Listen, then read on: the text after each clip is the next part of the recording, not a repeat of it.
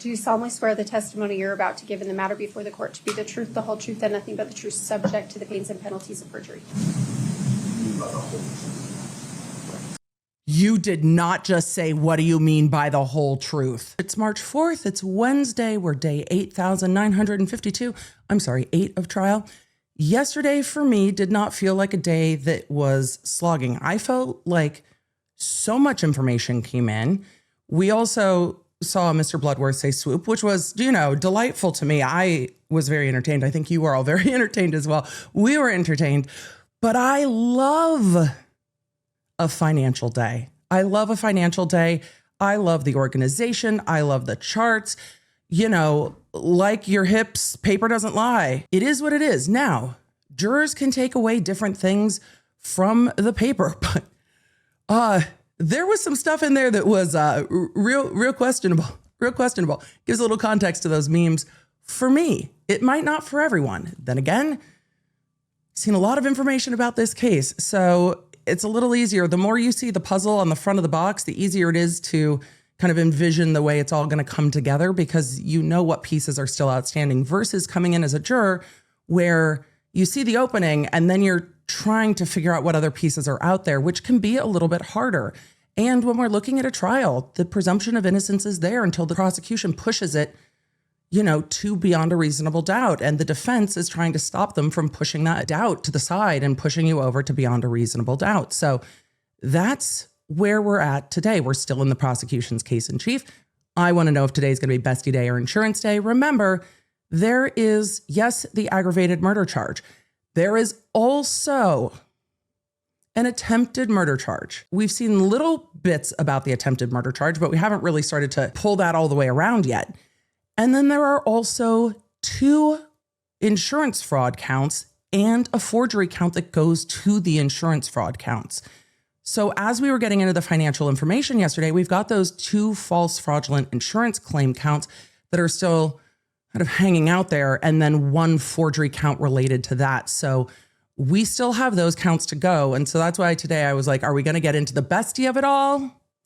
Or are we going to get into the insurance of it all? Because the prosecution has gone methodically in order. And so the way that they've brought in information, you're like, oh, I see where that information gives information to this information. I very, very much appreciate it. I find it easy to follow. I really enjoyed the forensic accountant yesterday. No shock to any of you.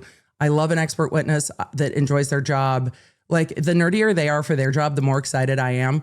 I love the charts. I love the graphs, the receipts, screenshots, timeline, fucking everything. I love it. We send out insurance applications in the mail to credit union members as well as other individuals now. We send it to everyone. And if they get one in the mail, they can fill it out and send it back in. So it's a mailed solicitation. Do you guys have a schedule for those to go out every year? I'm not sure of the schedule. Do they go out more than once? Look, it's a good strategy for cross, because here's the thing. If Kouri got an application in the mail and just filled it out and sent it back, it looks way less sus than if she is seeking out additional life insurance 10 days before the attempted murder is charged here. The most recent, which became effective February 4th, 2022. And was that, the February 4th one, was that one a part of Ms. Richens calling out and saying, hey, can I get life insurance? Or was this in response to that mailer? This was in response to the mailer. Okay. And so, as you can see on the applicant information side, as well as the spouse or partner information, the P.O. box address is the same, correct? Yes. And it's already pre-filled? It is. Okay, so that information you received from the credit union? Yes. Okay, can we take that Good down? question. I mean, Eric's not going to get notice of this policy taken out against him at the P.O. box if she doesn't want to have him see it. But if the mailer had the P.O. box pre-filled, it undercuts that she's doing all of this to keep that information away from Eric.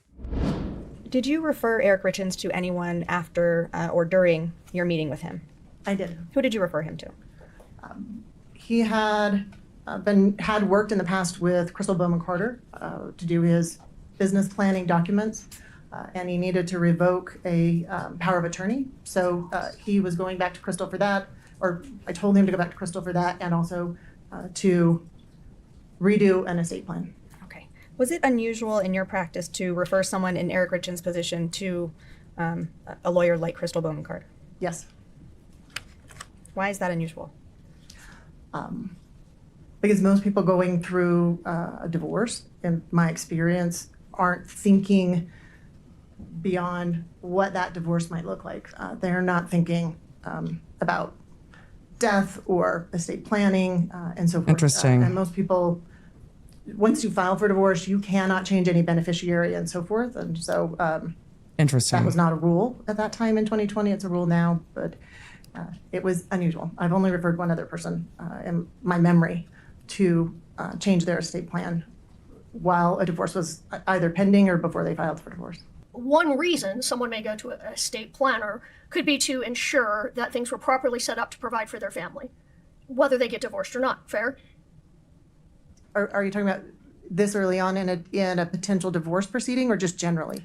I'm asking hypothetically. We don't know what she's generally asking. First. Yeah, people generally go establish an estate plan to make sure that Things are taken they care have of. children, their children are taken care of, or that if they have assets, their assets are allocated the way they want upon their death. Right. Okay. And even though you said it's unusual, it's certainly possible. Right. She's trying to That as minimize someone is going through talking it's about odd divorce, they discover situation. that That's what she's trying to minimize. They want to look at this now, prior to divorce. They want to set this up. Part one of my question, is that possible? I have never seen that, but I assume anything is possible. Sure. And it's possible that someone may decide, instead of a divorce, I need to set up a way to make sure my family's taken care of. That maybe that's the more appropriate thing for me to do at this stage. That's possible. I think you're probably comparing apples to oranges. When, in my experience, when Which is fair someone is ready as well. That it's not to move forward with a divorce, or when a divorce has been kind of forced upon them from their other spouse, it is because we have, I explain it to clients as two pieces of wet noodle, and we Oh, drop dear. them on a plate, and one is the emotional divorce and one is the legal divorce, and my job is to straighten those out and keep them as separated as I can. It's a good Because analogy. At touch points, when the legal divorce touches the emotional side is in chaos, and when the emotional side touches the legal side is in chaos. And so I when you're like going how through she a divorce, explained that. in and of itself is an apple, where people are worried about what their kids' lives will look like tomorrow Understood. or next month. When Right. you're doing estate planning, it is, what will my kids' lives look like if I am not here, or me Right. and my spouse are not here? Great Like, is grandma going explanation. to take them? Is my sister going to take them? And so they don't often overlap, because Great people question. in divorce don't often, in my experience, they don't even really think about their estate plan. Because they're doesn't trying to come get through up in tomorrow. our cases, except for a very small handful of Because they want to get I through the understand next it's a day. very small handful, but let me just try and ask once more. Sure. Great Possible answer from this that we're going witness. through what a divorce is going to entail. Someone can change their mind, correct? Decide not to get a And divorce? decide not to get a course. divorce, correct? And then it is possible that they want to go set up an estate plan, correct? I mean, that can happen. I'm sure it can. I've never seen it happen, but I'm sure it can. Okay. But you don't, okay, I'll strike that. All right, but that's what happened here. Mr. Richens decided to see an estate planning, a lawyer who specializes I in mean, estate she can't plans, say that correct? that's what happened. He did that. What happened was, The decision is an I implication. advised him to seek an estate planning an attorney to help him with what I perceived as his concerns at that time with regard to his finances and his children. Okay. I think the divorce attorney's answers were illuminating. The defense was trying to distance the oddness of going to see a estate planning attorney back in 2020 when Eric was meeting with this divorce attorney, and trying to distance that, yeah, but that's what people do. And the expert was like, in my experience, when people are looking at divorce, they are looking at day by day by day. So they are not thinking about who's taking the kids if somebody passes away, who is dealing with things down the road. And I think Lewis was trying to distance. This witness was like, no, I said what I said. In my experience with 2,000 plus cases, this is why it's unusual in my experience. And because the prosecution was able to ask some of those questions about this witness's experience, the defense was also allowed to ask some of those more hypothetical questions about, well, in a more general experience, because we can't get into what Eric shared with this witness because there was privilege there and then there was hearsay there, but we can get into some of the overall impressions, some of the information given, etc. When meeting with Eric Richens, was there something unique to you or something that you did for the first time in preparing his estate plan? Yeah, there were a few things. What were those? So, one, he didn't want us to communicate with him by email. That happened a little bit later, but because he was worried that Kouri would be reading his emails. Two, he wanted to leave everything to his kids if possible. And at the beginning of the representation, I hadn't seen the premarital agreement. He wasn't sure if it existed, but eventually, communicating through his sister, as he instructed, we received the premarital agreement and saw that it unfortunately did not address all of the property. It only addressed C&E stonemasonry. So for that reason, for the first time ever in my career, I had to draft around that augmented share. So we provided at a minimum that there would be a share created for Kouri consisting of one third, the amount she would be entitled to. And the rest passed directly to his kids. That also applied to tangible personal property. He said that all his tangible personal property, things you can touch and feel, like your furniture, your jewelry, your collections, would pass directly to his sons, who were all very young at the time. And that's unusual. It usually passes directly to the spouse. It was Katie that he chose as his first successor trustee, and I believe it was Clint as the second. What is a trustee? And then The her trustee is the husband was the person who second. has legal title to the assets in the trust and is charged with managing those assets for the benefit of the beneficiaries of the trust in the way that the trust says. In your experience, was it unusual for someone who was married to not choose their spouse as a trustee? Yes. What effect did the trust have on Eric Richens' property? While he was alive, he could still do anything he wanted with the trust assets because it was a revocable trust. But the trust owned his property in that little box. And the effect was that when he died, it became irrevocable, and those assets had to be administered according to the terms of the trust that he set. Now I want to turn your attention to the week that Eric Richens died. Did there come a time when you learned that Eric Richens had died? Yes, I learned that day that he had died, March 4th, 2022. And is that when you became aware of it, or was that a day later? I believe I learned the day that it happened. And how did you learn about Eric Richens' death? Clint Benson called me and told me that he had died. And did you also receive a call from a sheriff's deputy that day? Later that day, I received a phone call from somebody who identified themselves as...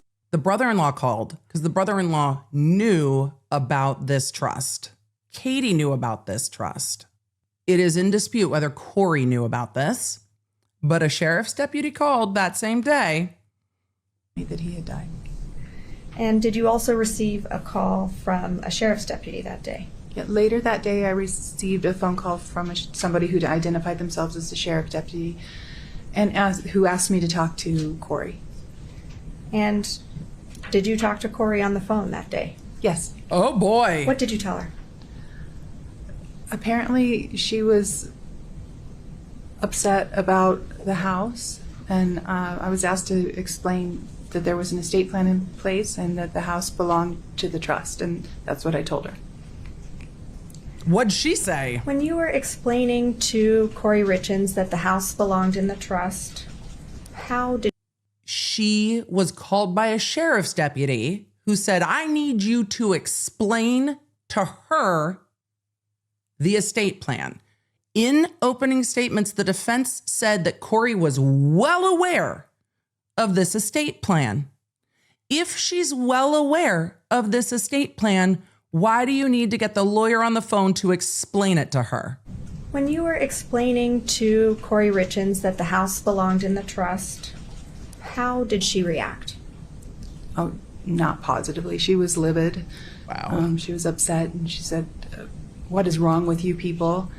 And handed the phone back to the officer, I believe. When having this conversation with Kouri Richins, was it your impression that she was unaware of the estate plan? Object to speculation, Your Honor. I'll lay a little foundation. What could you tell from your conversation with Kouri Richins about her knowledge regarding what would happen with the house? It's a better way to go about it. She told me that the house belonged. She told me the house belonged to her. She thought the house was hers, and obviously, if she thought that, then she was unaware of the estate plan and that the trust owned the house. Right. When were you contacted by an attorney representing Kouri Richins? Oh. A bankruptcy attorney reached out to me. Objection, Your Honor. Can we approach? Sure. So you mentioned that you received an email from an attorney representing Kouri Richins. Is that right? I received an email on March 8th from an attorney that said he represented Kouri Richins. Okay. What, and so, sorry, I missed the date that you said. He contacted you on March 8th, is March that right? 8th, 2022. What was the general nature of that email? Just to tell me that he represented her and to ask that we give her time to grieve, don't act too quickly, so that she could attend to his services, and I believe that was it. Did you, after that email exchange on March 8th, did you provide any documents to Mr. Nate? Yeah, it was Attorney Nate, and I did provide him with a full copy of the estate plan. I pointed out several things, including that the will called for burial and asked. Oh, because that was going on. Yeah, go ahead. You can finish. And asked and because I had become aware that Kouri was seeking to have his body cremated, so I wanted to make sure. Hearsay and non-responsive. One of the documents that you provided to Mr. Nate was the will. Is that correct? That's correct. And one of the reasons you provided him the will was so that he was aware of Eric Richens' wishes as it concerned his burial. Yes. Did you Okay. open probate on Eric Richens' estate? Yes. When did that happen? March 14th Of 2022? Only 10 days after. Right. 10 days after Eric's death. In your experience, is that, first, I'll ask two questions about opening probate. Was that a typical time frame for those events to happen? No, that wasn't a typical time frame. Why not? What do you mean by that? Well, a couple of reasons. Usually people need to get through the services and grieve a little bit. If the property is secure, there's no reason to open probate right away. But in this case, Eric had a fully funded trust. I never would have opened probate if we were just administering the trust. That's the whole reason you have a trust, is to avoid having to go to court, make everything public. And so when you're saying the time frame was not typical, it was quicker than usual. Is that fair? Well, she said she never Yes, would have done it was at all. Much quicker than usual. And with a trust, I just wouldn't have opened probate. So why did If you? at all, I would have opened probate a year after the death, after creditors' claims had been cut off. And so you opened probate quickly because there was some urgency, in your view. Yes, Eric And? Can I explain why? Please lay some foundation for how she knows whatever she's about to say. Without telling us any specific statements or what anybody said, why did you open probate so Yeah, what did you quickly? understand?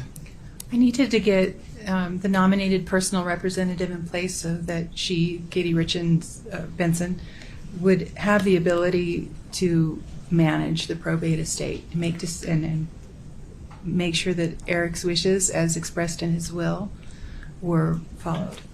Was it your understanding that the goal of revoking this power of attorney that had existed before was that Kouri couldn't be trusted to utilize it well? Yes. And why couldn't she be trusted to utilize it well? Because she had stolen she had misused it to take $250,000 out in his name, and he did not like that. Totally fair. And isn't it also true that it Well, was your understanding HELOC. that Kouri's business acumen or business skills were less than fantastic because she was young and inexperienced? I have no personal knowledge about Kouri's business acumen and skills. Did you make that statement in your prior interview to the police? she has I repeated impressions. what Eric told me about her business acumen and skills. Okay, and what was your understanding of that? We're gonna get into some tenuous areas. I had no understanding of her business acumen and skills. Well, what'd you tell the police? I told the police what Eric told me. Which was what? that she was misusing the power of attorney, that I wanted to include stronger language in his estate plan, more protective. I was surprised that he was willing to. He said that she's the mother of my children. I know that she made mistakes. She needs some more experience. For now, I'm going to do what I'm doing. Great, thank you. It was your understanding that Mr. Richens did not want you to communicate with him directly, right? By email directly. Right. And is that because he and his wife shared an email account? I don't know. It was E. Richens, I think. I don't think they shared an email account. I don't know. Okay. So you just don't know. It was not because they shared an email. What he told me was not because they shared an email account. It was because she snooped in his email. Okay. So she had access to his email at least. I don't know. That's what he told me. Okay. And were you aware? Snooping and having access might mean that you can get into the email, but it has a different connotation. That time that he was consulting a divorce attorney? Yes. All right. So when you previously said it's very unusual to not put your spouse as a trustee, if the individual was considering divorce, that wouldn't be unusual to put someone other than your spouse, would it? That's a good point. No, that wouldn't be unusual. Okay. That's a very good point, Miss Nestor. Could we have gotten there faster? Where you accidentally did notify Kouri of something? Oh. Yes. Explain that, please. Oh, dear. Kouri Richens, Kay Richens, and Kouri Richens Benson. Very similar names. Sure. Oh, no. After I spoke to... Autofill email problems. Oh, no. Kouri on the phone, I sent an email to Katie, I thought, which actually got sent to Kouri. Okay. And in that email, do you remember the date of that? It was probably March 4th, the same day that I talked to... It may have been March 5th, but I think it was March 4th, 2022. Oh. The same day I talked to Kouri. And just... It was after. I was going to say, defense has a great fucking point here. If Kouri had gotten notice of this prior to the death because there was an accidental email, I think that would have been an excellent point that, yes, Kouri knows. That wasn't the case. If I understand your previous testimony correctly, you never actually asked her, what did you know about all this before he passed, did you? No. Right. So you don't know whether Kouri Richens knew there was a trust before he died? It was apparent that she didn't. I'm sorry. Do you have any personal knowledge as to whether Kouri Richens knew before his death that there was a trust in place? Uh-oh. No, I have no personal knowledge of that. Okay. So as long as he's alive, I believe you said that he could do whatever he wanted with any of the money that was assigned into the trust, right? It's a good point. Yes. It's a good Because it's revocable. line of questioning. Yes. So as long as he's alive, he can share any of this money that he wants with his wife. He can make gifts to whoever he wants. And he can share 100%, 0.5%, whatever he wants as far as his monthly income, right? With his wife. I'm not sure what... Yeah, he could So do whatever he nothing wants with about his money. a revocable trust That's a good point. prohibits him from, if he's making $33,000 a month, giving his wife half of that or more. He can do whatever he wants with his property. And if he lived to be 70, a he good could point. give her as much as he wanted until he's 70, right? No matter what the trust says. Like I said, he can do whatever he wants with his property. But the minute he dies, Kouri Richens Benson decides how much money, if any, Kouri Richens gets, right? The successor trustee, who happens to be Kouri Richens Benson, has to follow the rules of the trust set by the grantor, who is Eric. So no, Katie can't do whatever she wants with the money. She has to follow the rules of the trust. Totally fair, and you're that right. were set by Eric Richens. Fiduciary But she's the one who will duty. decide from the moment he dies forward whether, if, how much Kouri gets any of Eric's money. Yes, that's what Eric wanted. It's a good point. I think the point the defense is trying to make is that Kouri benefited more when Eric was alive. When Eric was not alive, Everything got locked down and she had less access to it. Did you ever advise Katie in her role as trustee since you drafted the trust papers? Did you ever give her any explanation about her duties or talk to her about what she could and couldn't do? That's attorney-client privilege. She's your client? She was my client after Eric's death for a period of time. She's the trustee. This isn't weird, ma'am. She became the trustee. She was my client after Eric's death for a period of time. As of when was she your client? As of Eric's death. She's still your client? She's the trustee. No. How much have you been paid by Kouri Richins Benson? Nothing. She was paid by the trust. You waived your fees. Wrong, Emily, wrong, withdrawn. She's still your client? No. How much have you been paid by Kouri Richins Benson? I waived my fees. You waived your fees. So you're her lawyer for free? I'm not her lawyer anymore. Okay. How long were you her lawyer?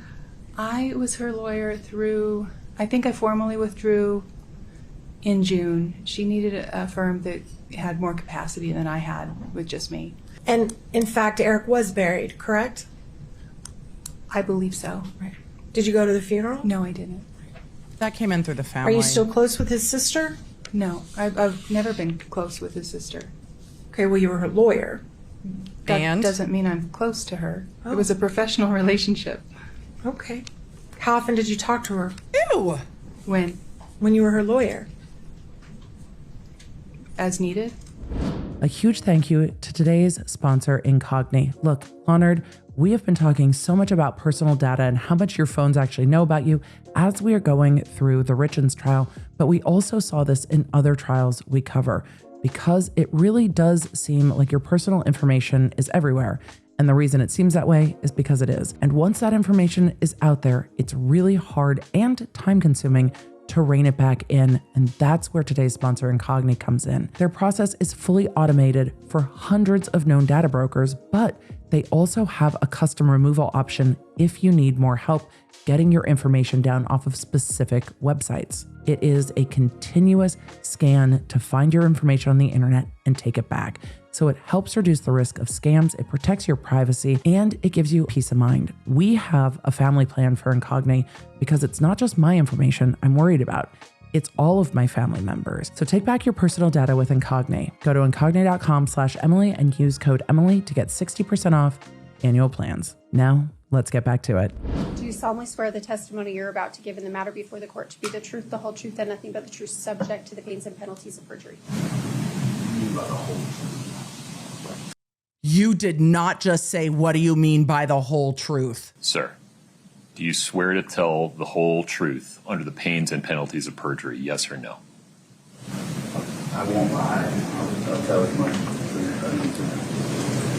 In this setting, I assume all the answers to questions not honest. Stand right there for a moment if you... Oh, fuck. Mr. Grossman, do you understand the difference between what's true and what's not true? I do. Do you promise, under the pains and penalties of perjury, to tell the truth when you're asked questions? Absolutely. Sir, do you know Kouri Richens? I do. How do you know her? I've known her for, I don't know, a decade probably at this point. We met in South Carolina. She was flipping a house and I answered, and a help wanted ad. Did there come a time you moved to Utah? Yes. When, sir, was that? It was just as COVID was kicking off. So 2020, I believe. Why? Early in the year. And why did you move to Utah? To work with her, help her flip houses. And when you moved to Utah, where did you stay? Initially, I stayed at a flip that she had acquired in Heber. Did, sir, there come a time when your relationship turned romantic? Yes. About when? Same time, just before driving to Utah. Feel free to stretch your legs. There are going to be more questions. I just need you to be present, able to listen. Right. It's fine. Take 5 minutes. Don't talk to anybody. Okay? Okay. You can leave. No, leave. Leave the courtroom. I feel like I got something I want to say. No. What do you mean you have something? No. Sir, go stand up. Go stretch. Just move you're going to feel better if you move. Go stretch your legs for a second. I feel like I got something I want to say. Yeah, but you're going to have to wait and just answer questions that are asked, okay? Okay, I'm ready though. You sure? As You sure you don't want to stretch your legs? That ain't the legs that All right. need to stretch. Did she ask you a question about killing? She did ask me This is wild. Yeah. What sir did she ask? She asked if I had ever killed anybody. That's him. And was that specific to killed anybody while serving in Iraq? Right. Did you respond? I did. Did she ask a follow-up question? Yes. Sir, what was that follow-up question? She asked me how it made me feel or something along those lines. And then I answered her. I took it as not out of the normal, though, really. Did you and Kouri Richins stay romantically involved after... I don't know if the jury's going to take it that way, but also, why are you asking him that? Stay romantically involved after Eric Richins' death? Yes. For how long? You'd have to look at my phones to tell me that. I'm going to guess, bless you, 6 months, maybe. He was looking 8, at the court. 10. Best guess. And then what happened? I don't know. Just had a falling out, disagreements. Things changed after Eric passed. I mean,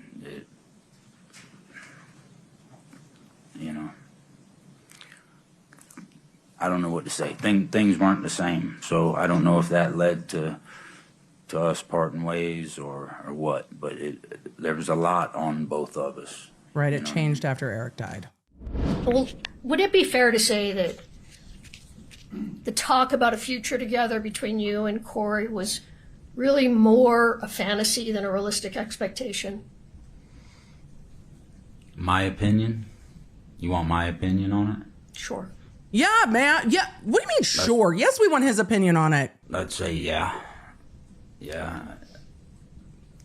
More of something that maybe I thought I wanted, but didn't necessarily, I couldn't picture it in the future, Kouri implies that you're sad or having a difficult day, correct? Yes. Do you remember why you were sad? If you don't, that's fine, but if you do. I don't. Okay. No, ma'am. That's fine. And she tells you to just give her a few days and hang in there until Friday, correct? Yes. She's trying to give context. Well, let me ask you this. Hang in there till Friday. When she told you to hang in there till up. Friday, was that because she was planning on meeting you for brunch on Friday? The only thing I knew about Friday was brunch and mimosas. They were going to see each other. Okay. And the closing on the house. She was getting the keys that day. So that was a big day. Did you ever have the impression that come Friday, the two of you were going to be together forever? Objection, Your Honor. Foundation on how he would get an impression. I'm going to overrule that one. Go ahead, sir. No. Did you ever have any impression that as of Friday, Eric Richens would be out of the picture? No. You were interviewed by, I don't know if it was by the prosecution or by their investigator in about the spring of 2023 about this case. Is that right? It was warm outside. I don't This remember. cross is going so Was it shortly slow. after Kouri was arrested? I think, yeah. Okay. And that's when you told them about this conversation, right? No. When did you tell them about the conversation? Let me ask this question. You're the one that told them about this conversation. That information came from you, correct? Yes. Why did you tell them about this conversation? 'Cause it seemed weird, counsel. Because I was trying to figure out what happened. And, oh, man. So, never for a moment did I have a clue, a hint, not a fleeting thought that something intentionally might have happened to him, right? Right. Let alone from her. So, you know, I think we'd gone a year without speaking at that point, and I don't know if I turned on the truck radio and heard she wrote a book and wasn't surprised, but my texts are better than hers. No, now I'm just being snarky. But then I started, I listened to the interview she gave about her book, and then maybe I did some research on my phone and saw that she had just been arrested, or either she just got arrested, I don't know, days later, a week later. Okay. And then do you recall who you met with when you talked about this conversation? After I found that out, I was overwhelmed with, guilt, sorrow, over my wrongdoings, infidelity. And, Okay. And that's when I called. I was trying to get a hold of Eric's sister to tell her. I don't think she was home. I spoke with her husband instead. Told him what I told him, and he told me, I forget the guy's name, but he said, I think there's somebody that would like to talk to you. And it was the Richens family private investigator. Which led you to think of the conversation in the Uentas, fair? Yes. All right. Today, sitting here, when you think back on that conversation, does that conversation seem like it was a strange conversation to you? Man, I can't tell one way from the other anymore. I've been confused for years, This conversation was about more than just what you did in Iraq, right? Yeah. This conversation, was it about just life and death in general? Yeah, it was about that. It was about lots of things. It was about the boys. It was about shooting a bow. It was about God. It was about supernatural stuff. And at the time you were having the conversation. There is more he wants to say about that. Did you see his face? If you're listening in the background, he has follow-ups to that. It was about God. It was about supernatural stuff. And at the time you were having the conversation, did it seem like a strange conversation back at the time it happened? Oh, those... At the time it happened... Those were, what I'm talking about, eyebrows. We had her and I just experienced supernatural things. So no, there was nothing that was surprising at that. The talk was not surprising. So it was in context with things that were going on and that you were talking about at that time. What? Yeah. So after Eric passed away, did Kouri see you as often as before he passed away? No.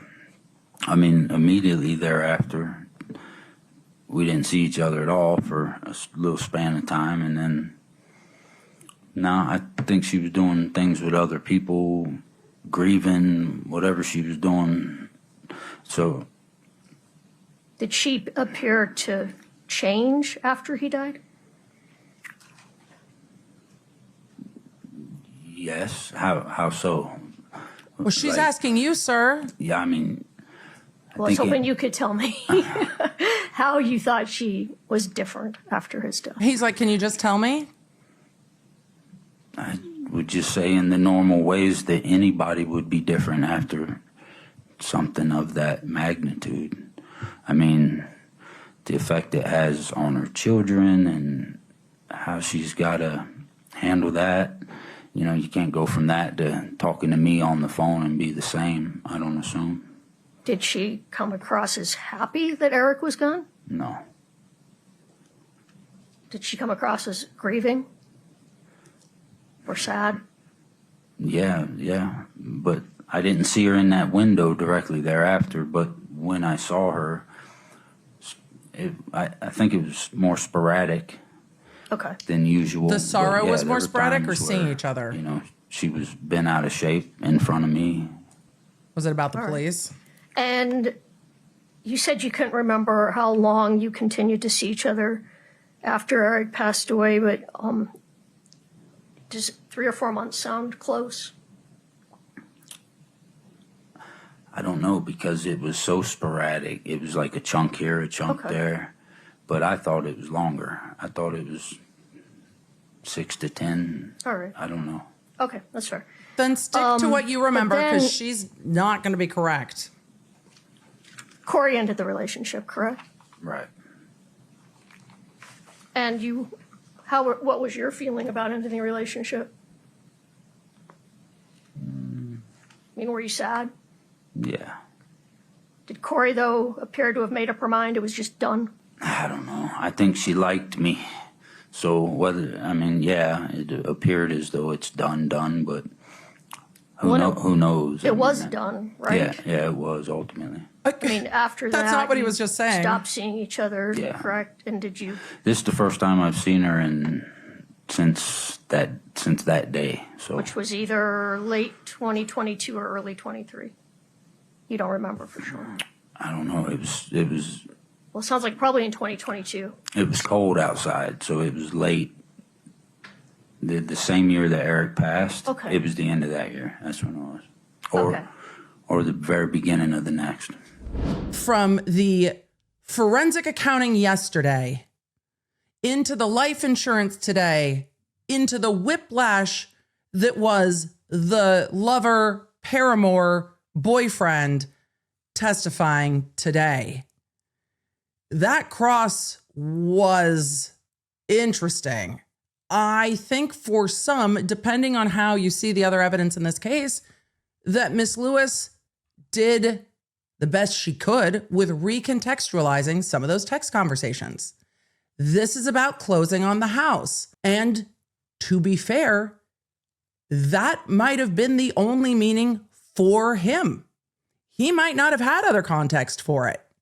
Then again, in hindsight, you might want to distance yourself from the fact that she's like, just wait till Friday when Eric dies early in the morning on Friday, overnight, Thursday to Friday. So I can understand it's about the house of it all.